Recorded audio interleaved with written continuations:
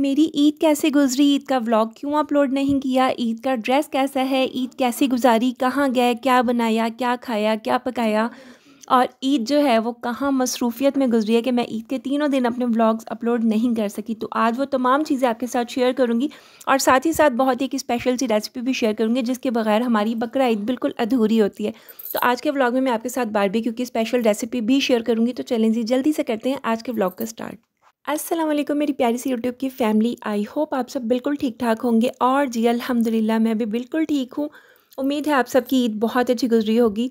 तो मेरी तरफ से आप सबको ईद की ढेरों ढेर मुबारकबाद। और मैं जानती हूँ कि ये जो बकरा ईद होती है ना, ये बहुत जल्दी ख़त्म नहीं होती, बल्कि इस ईद पर ना स्पेशली सबकी दावतें होती हैं, गैदरिंग होती है, मिलना मिलाना तो काफ़ी दिन चलता रहता है। और वैसे भी इस ईद पे समर वेकेशन है तो ईद की खुशियाँ ना काफ़ी लंबी जाएंगी। तो मेरी दुआ यही है आप सबके लिए कि अल्लाह ताला आप सबको अपनी फ़ैमिली के साथ ढेरों ढेर ईद की खुशियाँ देखना नसीब करे। और जो फैमिलीज़, जो भी बहनें जिन्होंने कुर्बानी की, अल्लाह ताला आप सबकी कुर्बानी जो है वो कबूल व मंजूर फरमाए। और जो कुर्बानी नहीं कर सके, अल्लाह ताला उनको भी तौफीक अता फरमाए कि वो भी आने वाले साल में कुर्बानी की सादत उनको भी नसीब हो। आमीन सुमा आमीन।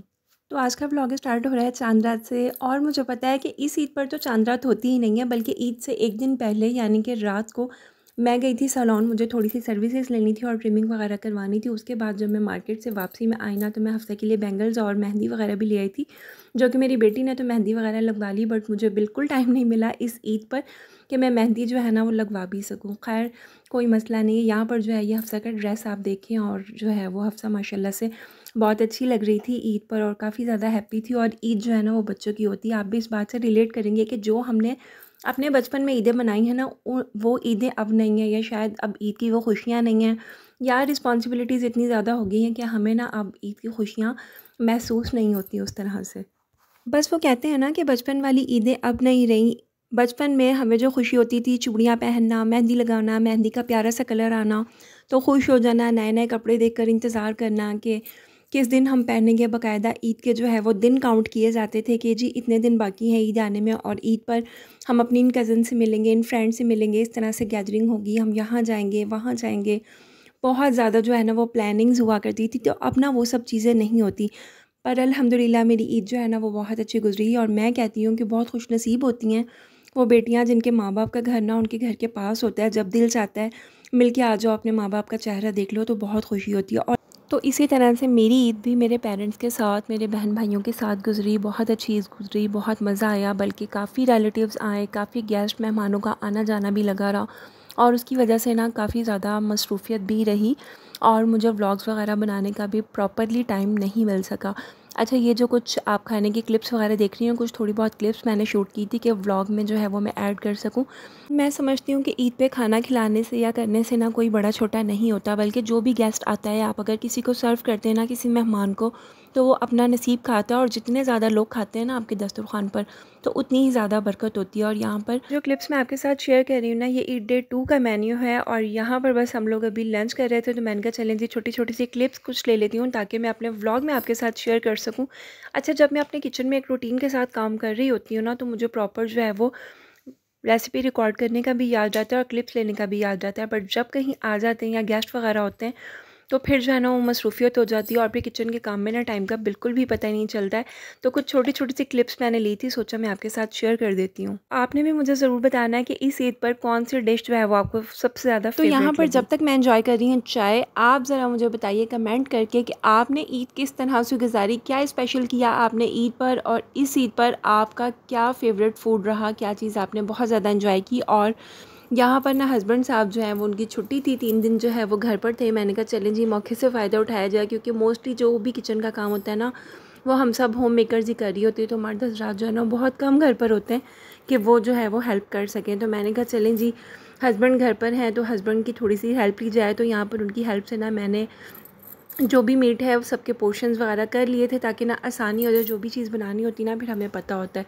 और मेरी ना शुरू से यही हैबिट है कि जैसे ही मीट वगैरह आता है, चाहे वो डेली रूटीन का हो या फिर ईद का हो, तो मैं उसको उसी टाइम साफ़ सुथरा करके, और जो भी पोर्शन मुझे जो भी चीज़ें उसकी बनानी होती है ना, मैं उस हिसाब से उसको सेपरेट कर लेती हूँ।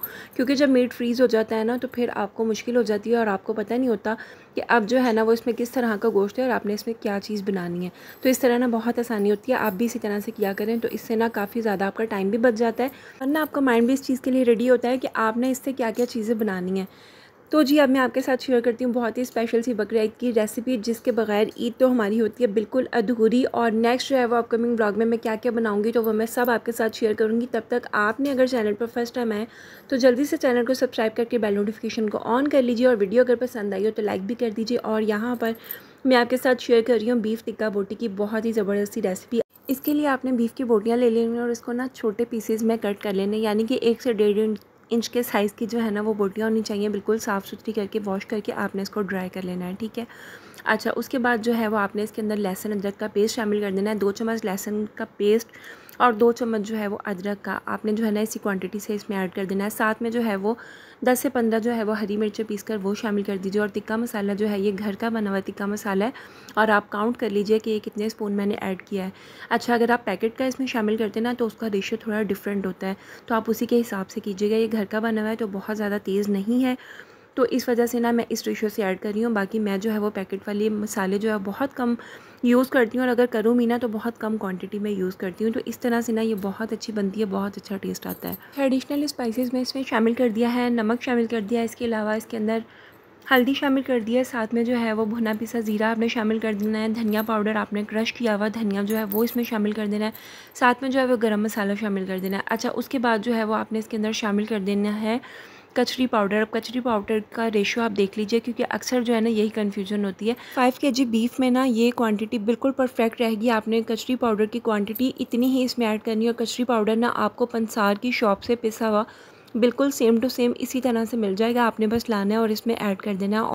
और साथ में इसमें शामिल कर देना है दही। दही आपने शामिल जब करना है ना तो आपने इस चीज़ का ख्याल रखना है कि दही जो है वो बहुत ज़्यादा लिक्विडी ना हो, बल्कि गाढ़ा गाढ़ा दही आपने लेना है और उसको अच्छी तरह से पीस लेना। और पीसने के बाद ना आपने शामिल कर देना, और बहुत ज़्यादा क्वांटिटी में भी आपने योगर्ट इसमें ऐड नहीं करना। जस्ट इतनी ही क्वांटिटी आपने ऐड करनी है कि तमाम मसाला जो है ना वो अच्छे से मिक्स हो जाए। अच्छा, यहाँ पर ना मैं टेस्ट के लिए बहुत ही कम क्वान्टिटी में थोड़ा सा जो है ना वो टिक्का मसाला इसमें शामिल कर रही हूँ। जैसे कि मैंने आपको पहले ही बताया था कि मैं कभी भी पैकेट वाले मसाले जो है ना वो फुल क्वांटिटी उसकी ऐड नहीं करती हूँ, बल्कि फ्लेवर के लिए थोड़ा सा करती हूँ। बस इसमें दही शामिल करना है, और तमाम जितने भी स्पाइसेस हैं ना उनको अच्छी तरह से आपने हाथों की मदद से ना मिक्स कर लेना है। अब आप चाहें तो यहाँ पर ग्लव्स भी यूज़ कर सकते हैं अगर आपकी स्किन जो है वो सेंसिटिव है और आपको कोई इशू है, क्योंकि गर्मियाँ हैं और अक्सर समर्स में पसीने की वजह से ना हाथों में जलन होना शुरू हो जाती है मसालों की वजह से। तो इसलिए आप जो है ना वो ग्लव्स वेयर करके अगर इसको मिक्स करेंगे ना तो वो ज़्यादा बेस्ट रहेगा।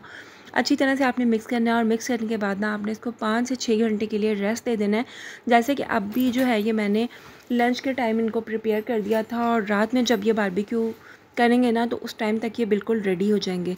तो बस इस तरह से जो है ना वो आप ज़रूर बनाइएगा और ट्राई कीजिएगा। अक्सर ऐसा ही होता है कि हम लोग जो है वो कम क्वांटिटी में तो बना लेते हैं, मगर जब ज़्यादा का होता है ना तो फिर हमें जो है वो स्पाइसेस का प्रॉपर रेशियो नहीं पता होता। मैं एवरी ईयर ना इसी रेशियो से तमाम मैरिनेशन जो है वो रेडी करती हूँ, तो सोचा आज के व्लॉग में आपके साथ भी शेयर करती हूँ ताकि मेरे व्यूअर्स का भी कोई फ़ायदा हो जाए।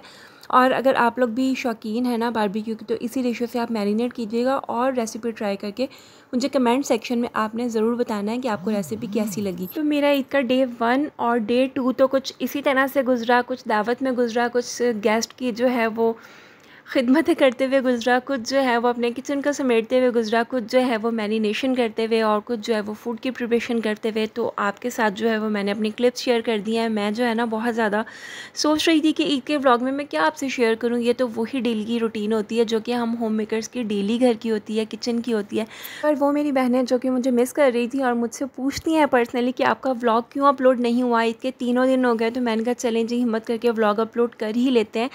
तो बस जी ये थी मेरी ईद की व्लॉग, ईद की कुछ रूटीन। अच्छा, बाकी जो है ना वो ईद की कुछ क्लिप्स रिमेनिंग है, क्योंकि अगर मैं सब अपलोड करती ना तो व्लॉग बहुत ज़्यादा लंबा हो जाता। तो बाकी जो है ना वो मैं अपने नेक्स्ट व्लॉग में आपके साथ शेयर करूँगी। अगर आप चैनल पर फर्स्ट टाइम आए, चैनल को सब्सक्राइब नहीं किया तो do subscribe my channel and press the bell notification for all my upcoming vlogs. अपना बहुत सारा ख्याल रखिएगा, अपने प्यारों का ख्याल रखिएगा। अल्लाह हाफिज़।